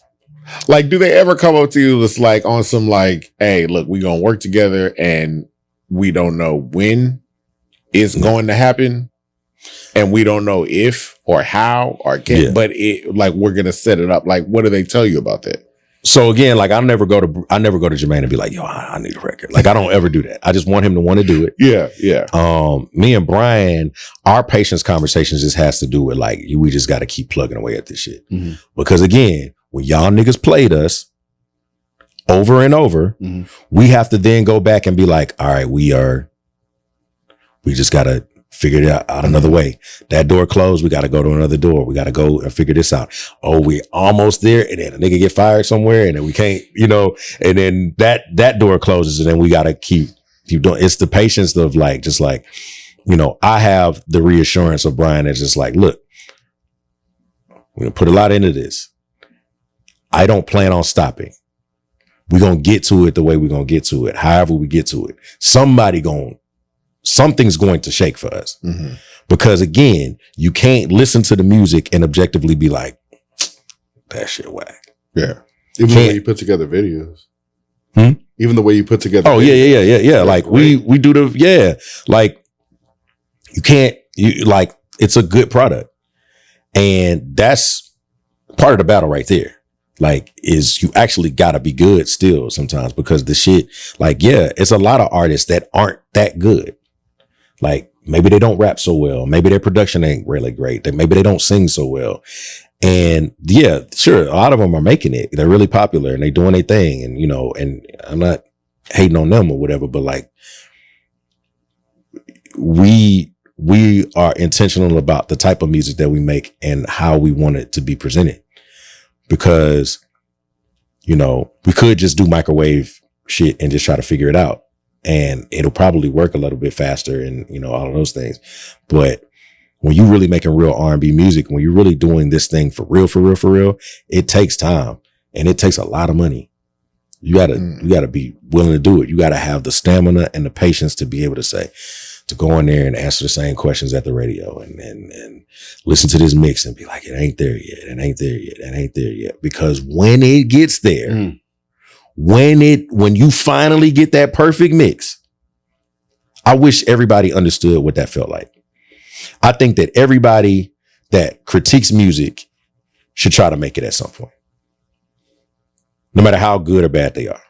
Yeah. I just want you to know how hard this is. Yeah. The stuff I made on Fruity Loops was incredible. I just kept it because I didn't want to do that to you. Okay, yeah. You know what I'm saying? Yeah. I didn't want to do that. You know, I feel you. FL Studio. That was me. I just want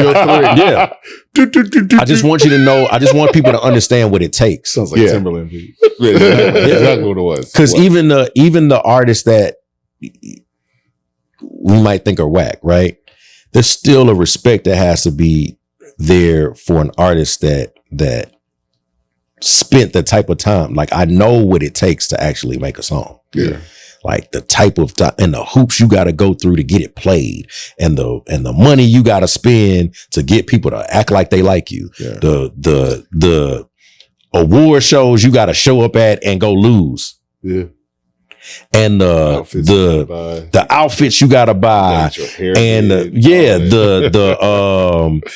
the stuff people tell you behind the scenes that people don't ever know. Mm-hmm. You know what I'm saying? The stuff probably people tell Bryan about me, but that he probably don't have the heart to tell me, that I don't know about, and that he probably doesn't want to stir up nothing. You know what I mean? Like, it's all of those things that we got to like sift through, and then we got to go give it to people that might not necessarily be so grateful about the music. Yeah. So, you know, finding a fan base that really likes you and really like enjoys the music that you do, you know, also not having a bunch of yes men around that think everything you do is dope. Because that's important. Yeah. Super important. Yeah. Because sometimes I'll be hearing stuff and I'm like, how did that get out? How did nobody in the room said this ain't it? Yeah.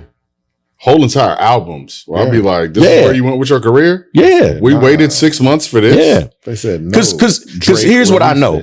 Here's what I know. The biggest artist on Drake like release it, Drake. Put it out. Good They're Lord. ready for it. Scorpion. My God, it's been garbage. I mean, I'm a Drake fan. I like No Kid. Garbage. Sorry to hear that. No, my bad to interrupt. But no, it's all good. No, like, it's a lot of the best artists that I've been around, they don't have yes men. Yeah. I know for a fact that there's people that tell Usher this ain't it. Oh yeah, definitely. Whether he listens or not is another thing. Like, he might be really believing this. But it's good having that person to at least be like, no. Them niggas be Jermaine and Bryan. They be like, They be like, nah, it's not it. So what happened to, what was that, Pop Your Collar? I remember when that came out here. It's big overseas, but I remember when it came out here, it failed. And then on TikTok, they're like, yo, he had a song that was on 87, or it was supposed to be on 87. I was like, it was the first single. Yeah. It just failed. And then he pivoted, and 8701 is you remind me, and you don't have to call. Yeah. Okay. You know what I mean? Like, that's it has to be like, you gotta have those. You gotta have somebody that's like, I need Bryan or whoever is around me to be like, hey, you're not doing enough. Or, hey, you gotta do this. You gotta, you know, hey, maybe don't, you know, let's like, you know what I'm saying? They don't like it, you have to have it, because even when everything is great, you got to still do maintenance. Like the plane flies well all the time. Mm-hmm. You still got to do maintenance on the plane. It's like, okay, there's a bolt loose. We need to fix that because this plane can fall apart at any point, and Boeing knows it. And they do, Jack. You gotta tweak it. Yeah. And again, if you love it, you figure out how to make it better, or how to like this plane flies really well. Let's figure out how to make it a better plane. Yeah. Or, hey, y'all think that plane is really great? We got another plane coming that's even better. The technology's better. The things are just better. You know what I mean? Like for this, like I want, first of all, this deluxe album is great. I was about to say, let's talk about the next plane. The deluxe album that you have coming out. And y'all, like you said, you've been working. You worked on Nina for a while, and now y'all have been working the album. Like y'all are really working the album. Yeah. And so now you guys are getting ready to drop the deluxe. So talk about all that. We're dropping the deluxe in September. The original Nina is 10 songs. We got 9 new songs for you. And then we're gonna put those remixes on there too. So it's a total of 12 songs. It's gonna be a double album. It's gonna be 22 tracks. I've never put out this many songs on a project. It's like the pretty bow that I'm putting on the Nina era, I guess. And then I'm gonna start working on the new stuff. But and they're not throwaway records. It ain't like, I'm just gonna throw these records on. Blah, blah, blah. These are songs that are carefully crafted, that have always been finished. We just didn't want to give you too much at one time. And so I changed the cover.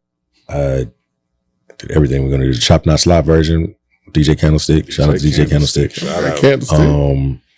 We're gonna do a lot of things. Hopefully we can get that vinyl going.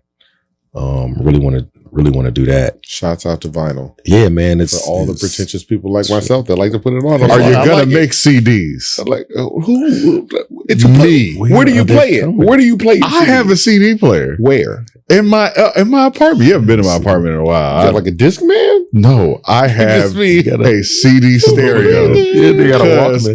I would be around and like rappers would have CDs, and I'd be like, "Let me just buy this." I'm gonna tell you it's easier to carry. Rappers do have CDs, and they be giving them to me, and I'd be like, "Dang, what do I do?" Because first of all, why did you make that? I'm gonna go put it. I'm gonna go put it in the PlayStation. I'm not gonna sit here and listen to the CD slander. We grew up on CDs. We did. But all right. Before that, we had vinyl. Okay, what was Confessions on? CD. There you go. CD. I still got it. I listened to Seduction just this morning. You put it Confessions is also on vinyl though. Yeah, it's on vinyl. Yeah, it's on vinyl. It's got a warm sound. Is it? It's a warm sound. That crackle. You might be able to find a Confessions cassette tape. You probably might be able to. I don't know. You might. I don't know if we'll make a CD. It's. What about a cassette tape? All right, I'm playing. But people was making cassettes for a while, as like a collector's item. Yeah, get a little great tape. There you go. See, there you go. A great tape of the chopped and screwed. A great tape of the chopped and screwed version of Nina Deluxe might actually be a good idea. That might actually be a good idea. Do some artwork, and you can have that. You can have that. You know what I'm saying? I gave circle. Nice guy. You're welcome. I appreciate that. You know what I'm saying? That would actually be dope. And if you need to call me up to do any beats, remember Fruity Loops. That was me. I was making. So Shine was made on Fruity Loops. Really? Oh, really? Everything Labbox does is on Fruity Loops. Yeah, you can make great. Oh yeah, you can make fantastic. No, this is not back then. This is not FL. First of all, this ain't Fruity Loops slander or FL Studio slander. Yeah. This is Devon Douglas slander. Like you can put it in front of me. I can't do nothing with it. You can't. You gonna be trash at it? He can. I do. He played music for a long time. I did play music for a long time. Then you stop. When you give it up, it'd be hard to pick it back up. I should have stuck with piano. It takes 2 weeks. It takes 2 weeks? Yeah, like just getting back on a bike? Yeah. All right, I'm trying it. You should. I'm trying. We're gonna see what happens. Yeah. You might catch me on the next album. So how does your great uncle Morgan Freeman feel about this album? You know, I ain't talked to good old Morgan in a minute, man. Shut up. Shout out Morgan, man. Shout out the voice of God. That's positive. Yeah, big Morgan. Morgan Freeman. And then of course, I'm not gonna let you go without talking about do I don't know if you can even reveal or if you've gotten a call or anything that you can say, but has Bun said anything about the rodeo, or is, you know, all under wraps? Y'all don't know, Jack be singing at the rodeo every year. I have heard nothing about the rodeo, but speaking of Bun B, I have a remix to MVP. You do? It's got Bun B on it. Sure does. You do. And he gave me 2 verses. He sure did. He opened up that song. I also got him to sing a little bit. I also got him to sing a little bit on the last verse, on the last line. That's why the MVP. Okay, look at that. He did that on this. Bun. Shout out to Bun, man. He really killed that verse. Bun's I don't think it's said enough how Bun really embraced all of the artists that came after him. Especially in Houston. Mm-hmm. Everybody's first show, Blog Era Time. Everybody's first show, Big Sean, Kendrick, Schoolboy Q, Wiz Khalifa, Mac Miller, rest in peace. I didn't see nobody else at these shows but Bun. Mm-hmm. Bun was there all the time. Bun was there as like really like a big brother and an uncle to like a lot of guys, man. Like he really, like everything that Bun gets, everything great that Bun receives is because he sows those seeds and he's actually a good person. Yeah. And I can't say that enough about Bun. Like he's really a genuinely good person. And he is never stingy with his resources. He's never stingy with the kind of advice that like if I call him and I need thoughts on things, like I haven't used it a lot, but like he's gotten me to see the light on certain things that I'm like, you know what? I actually don't have to do that no more. and it was just like, he's just like, fuck that nigga. I'm like, fuck him. You know what I mean? Like, you know, like one time he told me, he's like, you want me to say it so that, because I know you want to say it, but you want me to say it so that it's real for you? I'm like, go ahead. Fuck that nigga. And I'm like, you're right. Fuck him. You know what I'm saying? And he allowed me to,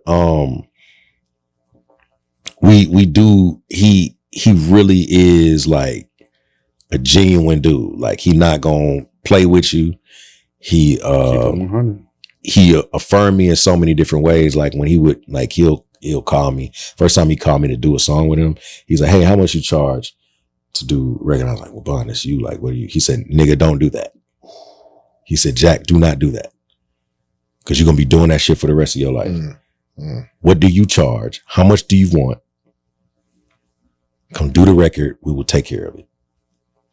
He said, nah, if it's a price that I ain't willing to pay, then it's just I ain't willing to pay it. Yeah.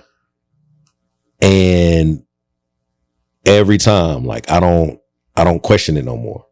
Cause if Bun B can be like, cause Bun B ain't never asked me to do nothing for free. Mm-hmm. That's 100. He ain't never asked me to do nothing for free. And there's a lot of things that I would do for Bun for nothing. Cause it's Bun and I rock with Bun. But he ain't never came to me on some, hey man, why don't you just come do this for the, you know, for a trail for the love. Yeah, you know what I'm saying? Like he ain't never did that. And so if Bun B could do it, you niggas can do it. You can stop rapping about flossing so much but not paying your people. Bruh, I when I was doing production, I would say that all the time. I'd be like, this is much for a beat. But I don't know if I want to pay that. And I'd be like, look at your feet. Yeah. Why? Like, this is your career, bro. You paid all that money for them cloudy diamonds. You're going to pay me for... Are there diamonds? That too. You know what I'm saying? It's still a diamond.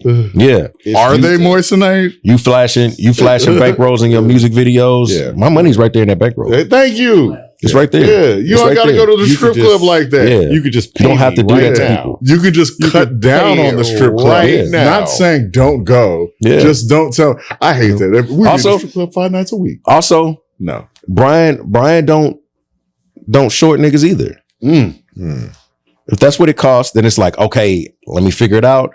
Or, hey man, I don't really think that's a thing that we should be paying for. Cool. But if we're gonna do it, we're gonna do it. Yeah. Right? Like Bun ain't never put me in no position where I had to like fight for, my worth. Mhm. If I told him that's what it was, he took care of it. And it's a testament to him. It's a testament to his people. Red is a great guy. Yeah. You know what I'm saying? I always say his wife is really his manager. Because Queenie gonna be like, absolutely. Queenie is like the barometer. Queenie is like, that shit whack. Y'all niggas don't need to do that. Yeah. Or, hey, y'all done made too many of these songs, man. On the set, y'all gotta do this one for the, you know what I'm saying? Love it. Queenie's great, man. Like, she's the, but you could tell Bun's a family man. It's like, let me see what the wife think.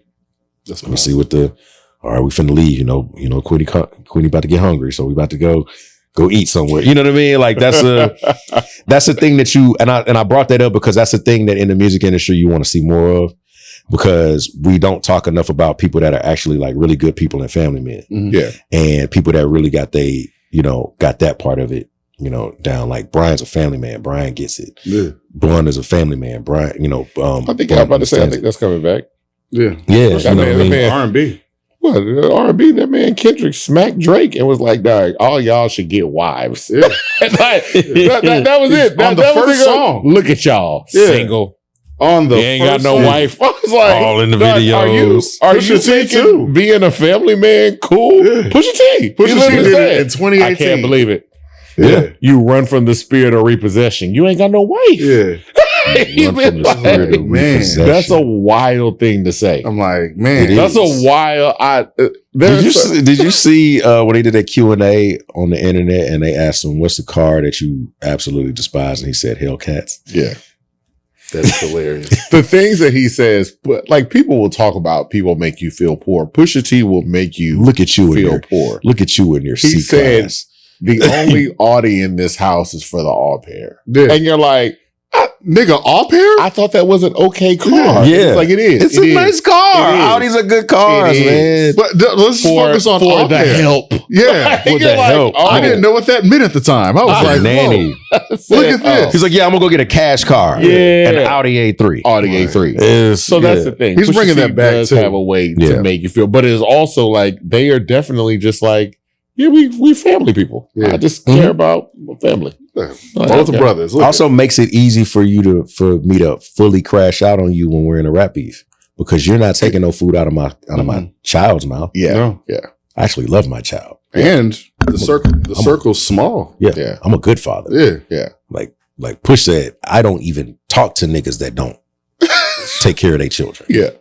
Yeah. As I think we should all adopt. We should all should. absolutely. Everybody should I'm be the that same up. way, Talk to to be your honest. homeboys I'll be that like, don't yeah. talk to their children. It's 4:32 in the morning, nigga. Why are you here? I have no children. Yeah. Yeah. No, like all of my friends are like really good fathers. All of my friends are like really, really, really dope at that part of it. So I can for sure say that I'm thankful for that, because I don't have no kids. Yeah. I'll be pulling out.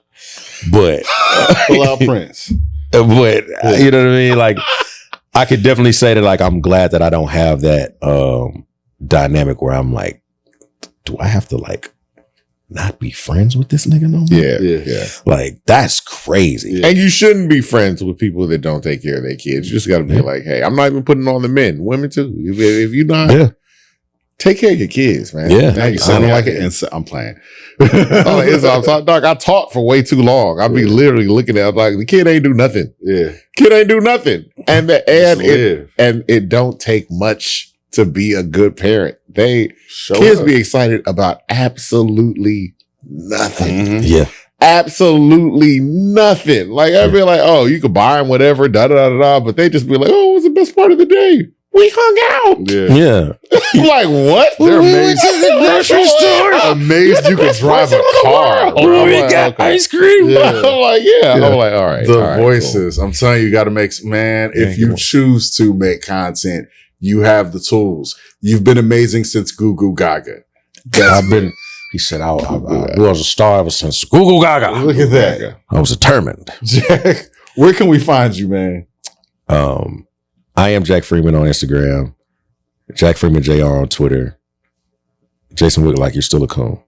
I am Jack Freeman on TikTok. And the website is under construction, but when we bring it back, we're gonna have that merch for y'all. So yeah, and the album is on all platforms, and so will the Nina Deluxe. You're gonna enjoy it, and so is your mama. Not my mama. My mama ain't lit. One of these days, I gotta let me tell y'all the story about how the nigga got robbed while we was in the studio.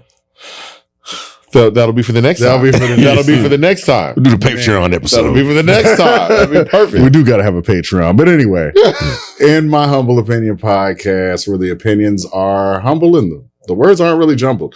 My name is Avery, like a very nice guy, also the notorious UNC, chat UNC, whatever I call myself. My brother here, Jess Devon. We're the brothers from the burbs that are talking. That's what we're doing with Jack Freeman today. I thought you had a rhyme. I did, but then I didn't go for it. But I'll come. Whatever. No, we're ending it. We're done. All right, we're good. We're good. That's perfect.